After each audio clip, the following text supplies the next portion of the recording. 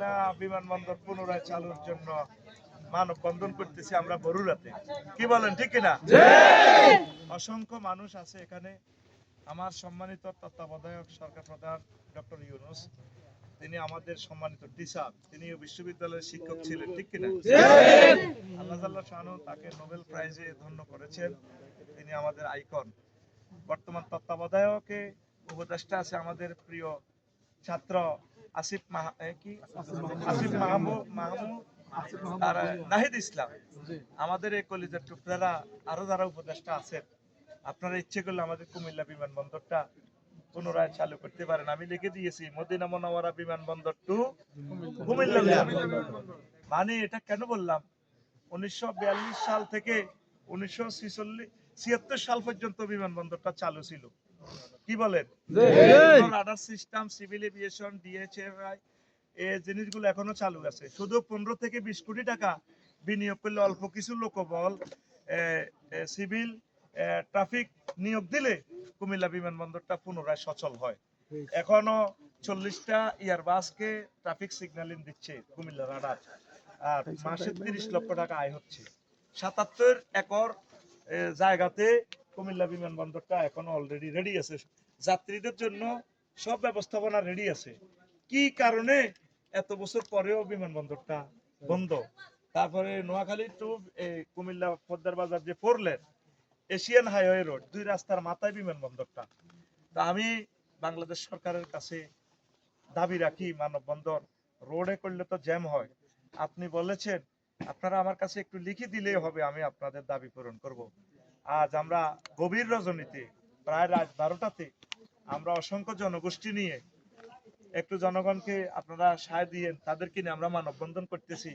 আশা করি অতি শীঘ্রই আপনি আমাদের মনের স্মৃতিপথে থাকবেন। আপনি দ্রুত ঘোষণা দেন কুমিল্লা বিমানবন্দর দ্রুত চালু হয়। কি বলেন আপনারা? ডক্টর ইউনূস সাহেব তত্ত্বাবধায়ক প্রধানের কাছে আপনারা এই দাবি রাখেন তো? আমরা কোথায় আছি এখন? কোন জায়গা? হ্যাঁ, জালগাঁওতে আছি আমরা। আমাদের বরুড়া, কুমিল্লা, চৌদ্দগ্রাম, রামগঞ্জ, লক্ষ্মীপুর, চাঁদপুর, তারপরে নোয়াখালী, ব্রাহ্মণবাড়িয়া, হবিগঞ্জ, ফেনী, এই এলাকার রেমিটেন্স বাংলাদেশের সবচেয়ে প্রবাসীদের রেমিটেন্স হয়।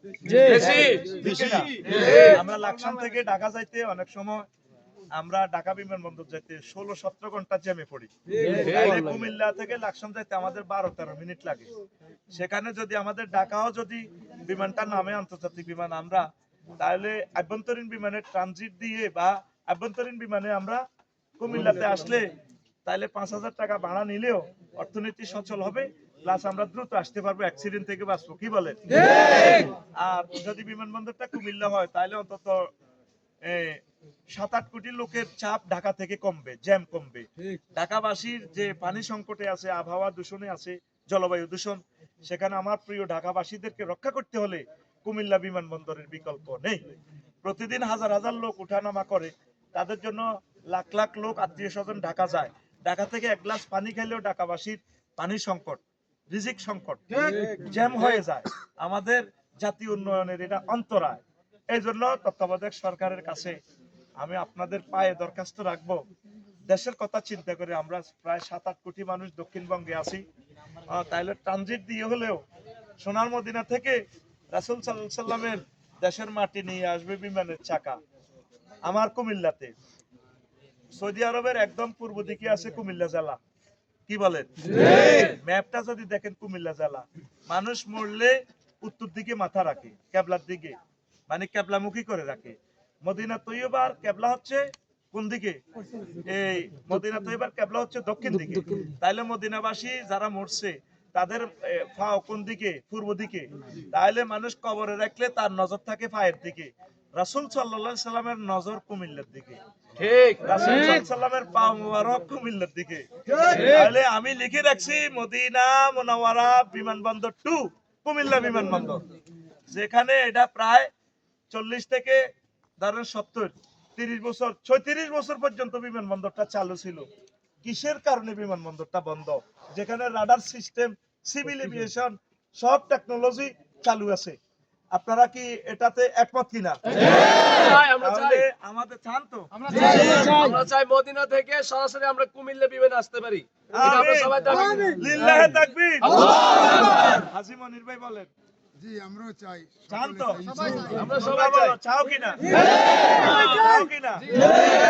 আল্লাহ, এই গভীর রজনীতে কেউ কারো কাছে কিছু চাইলে ফিরে না।